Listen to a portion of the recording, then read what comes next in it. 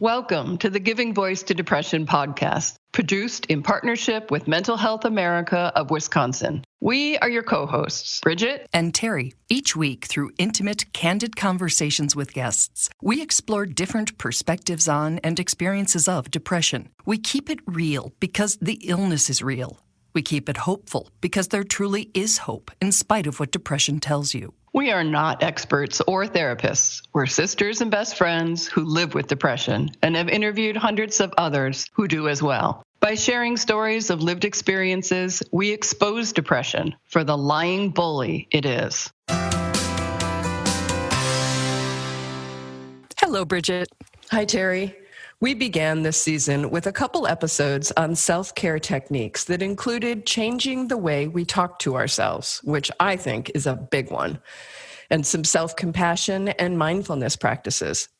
The feedback and the number of plays that we received made it very clear that we're all looking for ways to manage ourselves, our moods, and our mental health as the non-stop challenges of 2020 continue to drag on and pile up.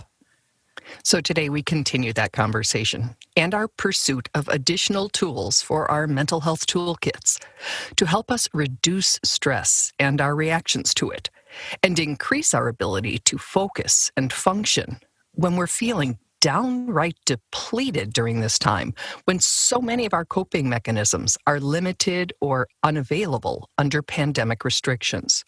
Rather than reach out to a therapist or other more typical mental health professional, our guest today is Ambrose, who is a coach. He joined Terry for a casual, wide-ranging discussion about what we can do to care for ourselves on all levels as the colder winter months approach for many.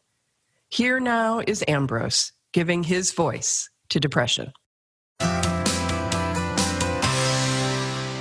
started off, post-college just coaching football, which moved into coaching the body and movement, personal training and groups, which then turned into nutrition coaching. So work with the whole person, which includes the body, the mind, and then also how we connect with other people. So at the base, I'm a coach, and I do it basically by moving better, breathing better, and eating better. And since those are three areas we do have some control over, we talked about them and their impact on our mental health. Exactly. When I first started, I didn't really understand or, put too much thought in how much movement matters for people's mental health and mental well-being. But in today's context, where people who are used to going to the gym, or at least used to going for walks and going to the park, aren't able to do that, it's really, really clear how movement helps people feel better, right? You start moving, you release endorphins, you get out some tension. So each part, movement has its own connection with mental health. As for nutrition, let's face it, we all know what the healthiest food choices are for us, and we know whether or not we're making them. So Ambrose's take on the matter was a welcome and reassuring surprise. One thing I work with people a lot on is not judging themselves for the food that they eat. So you end up wanting to have a snack, you have the snack, and the thoughts that we have and the judgment we have about the food that we eat can sometimes be more damaging than the food itself. And on the importance and reduction of social connection. Without having that connection, that face-to-face connection, that physical touch, and being reduced to only having technology is really reaping havoc on people's mental health and wellness right now. We're seeing anxiety spike, depression spike. And that reaction, Ambrose says, is not solely social in nature. It's also biological. So I think the quote is, no man or human is an island to themselves. That's really, really true.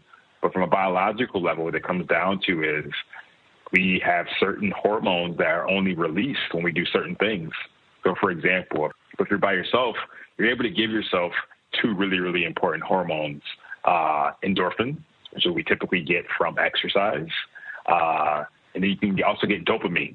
Dopamine is that quick hit that you can get from checking your Facebook or having a potato chip, right?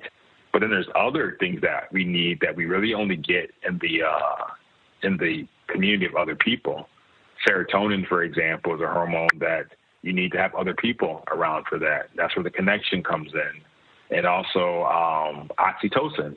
That's what you get when you have physical touch with other people. So on a hormonal level, biological level, we just aren't meant to be by ourselves for a long period of time. Even to the point where I know people who are introverted who are having a hard time being introverted right now because, while you might like to be by yourself, this is a little bit different, right? It's a little bit different. A lot different, especially when you add depression, anxiety, or other mental health challenges to the mix. It is just too much for many of us, exhausting on what we call a cellular level. Ambrose, do you live with depression? Do I live with depression? That's a great question. I've never been asked that question. So in short, no. But to go a little bit deeper, there's been moments or periods in my life where I have been depressed. And by depressed, I mean not clinically depressed, but, low mood to very low mood.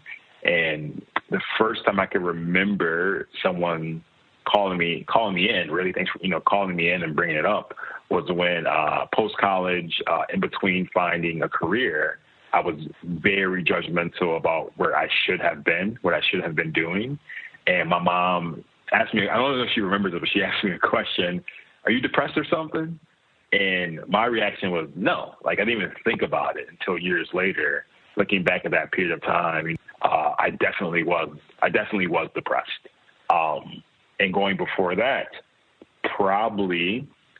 not probably for sure, when my parents got separated, I moved as a young teenager, 12 turning 13. That depression turned into or showed up as isolation and also anger. So, I want to normalize this, and I think that's one thing that as I continue doing this work, to be able to call that out, because I feel that my 19-year-old self or 22-year-old self hearing the word depressed, I just thought about it being a weak thing as opposed to it being a normal thing. The reason we asked Ambrose about his experience of depression before we start talking about breathing practices is because, based on our own experience with the illness, as well as those of the hundreds of people we've interviewed, when you're on the healthy side of the mental health line, our minds are a lot more open to and capable of self-care. When in depression's depths, though, such techniques can feel like being encouraged to take up a fly swatter in a battle with a monster. Yeah, I'm glad you said that. I'm glad that you made a distinction. So with that said, just like, for example, if I was going to be working out with someone for weight training, I don't want you to try to get strong the day of or the week of the race or the event. We have a plan that we put in place months, sometimes years in advance, so that in that moment when you need to be able to be your strongest, you've built the habit by practicing. So when it comes to meditation or mindfulness or breathing, I think it's very important that we do make that distinction between people that need more care, mental health professionals, maybe sometimes you need medication, and also talk about, being preventative and being ancillary with meditation, mindfulness, and breathing. Because unfortunately, being first of all, being a man, being a Black man, and also being a meditation teacher, I'm somewhat of a unicorn in the schools that I work in. And there's often times where someone will give me a student in the heightened moment of their anxiety or going through something, and I let the adult know this is not the time for that. So in those times, what I typically do is create space by literally just sitting there and being in control of my own thoughts, my own emotions. And that's what I found is the best thing for people in moments that they're in the depths of it. Just being able to be there, and then in the appropriate time to be able to offer advice, to be able to refer on. But yeah, you definitely don't want to should people and think this is a magic pill, because it's not. It takes practice, and it also takes individualization for what you're going through and what you need. Quick side note, if you didn't catch that, or if you're not familiar with the word being used in that way, Ambrose said we definitely don't want to should people. Sometimes you hear, don't should all over yourself. Should is a judgment. I really should do this, or you shouldn't do that. Should is often an inflexible trap, and one of those words worth thinking about when you hear it or are about to say it. Okay, back to caring for ourselves and our minds.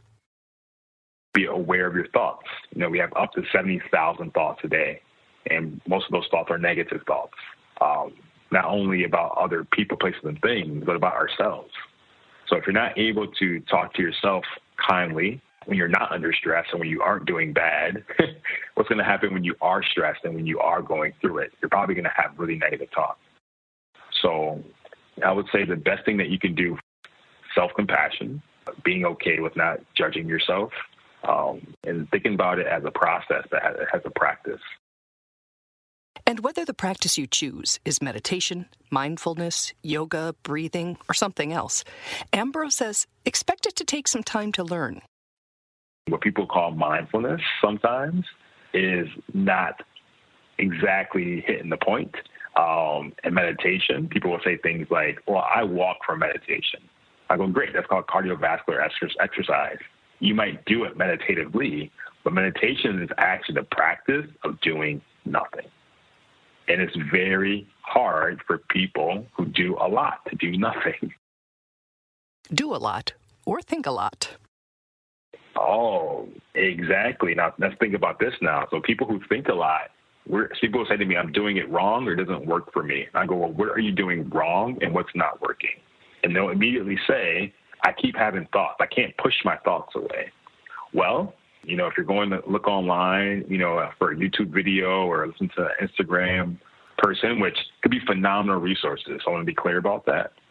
But having a dedicated coach is completely different, right? Having someone that mental health advocate that uses these practices themselves, completely different. So the main misconception is that people think that meditation should clear your thoughts. The fact that you're having thoughts, I reassure people that that's phenomenal. We want you having thoughts. The issue isn't you having thoughts. The issue is that you are too attached to your thoughts. So that's where the practice of meditation comes in, is not being attached to what is happening, is being okay with what is. So the best way that I found to do that is to get people into their body. I used to do that through movement, right? Physical exercise. Well, now I can do that through the power of breath, of breathing, because breathing is a movement. The breathing practice Ambrose uses and teaches is called SKY, S-K-Y. So SKY stands for Sudarshan Kriya Yoga, Sudarshan Kriya Yoga. And what that means in Sanskrit is clear vision, clear vision. But Ambrose makes clear, whatever practice we learn that works for us is the right one. And working with breath means it's always available when we need it.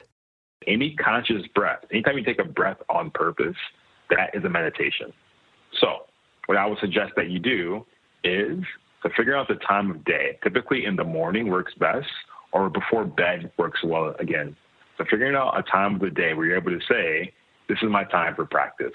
My practice will be one conscious breath, or 1 minute, or 6 breaths, or 3 minutes. And then from there, just like you build a muscle, you just do a little bit more, a little bit more, and a little bit more. And you're going to figure out for yourself what the sweet spot is. In closing, Ambrose offers a short, easy-to-learn and do exercise called straw breath, named that because the exhale is done like you're breathing through a straw. It only takes about 2 minutes. We don't have control over digestion. We don't have control over our blood, right? But we can control our breath. We can make our breath slow down or go faster, go deeper or shallower if we so choose to. So straw breath is a great technique for moments that you are feeling yourself get revved up. And the best way to calm yourself down with the breath is making your exhale longer than your inhale. Make your exhale longer than your inhale. We already know this. When people get a little bit excited or anxiety, people naturally say, hey, chill out, take a breath, because we know that this works. So I'll guide you through it.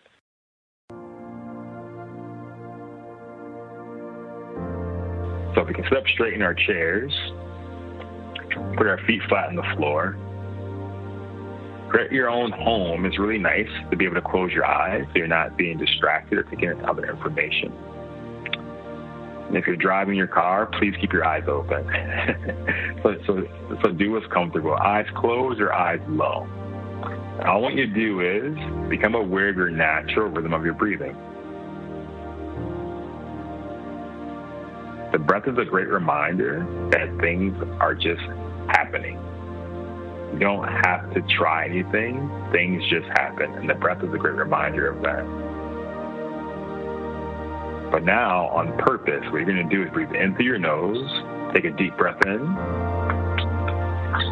fill your belly, and then make a small hole with your lips like you're going to breathe in or breathe out through a straw.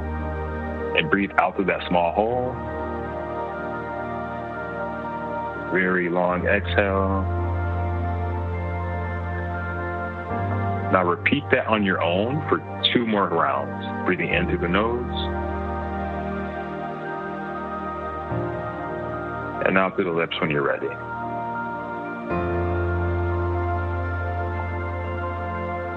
We'll do one more time.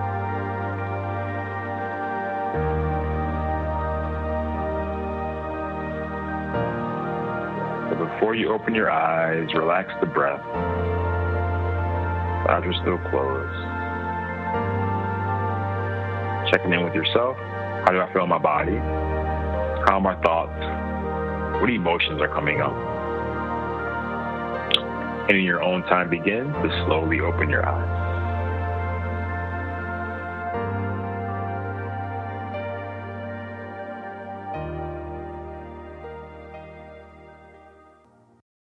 So how was that for you, Bridget?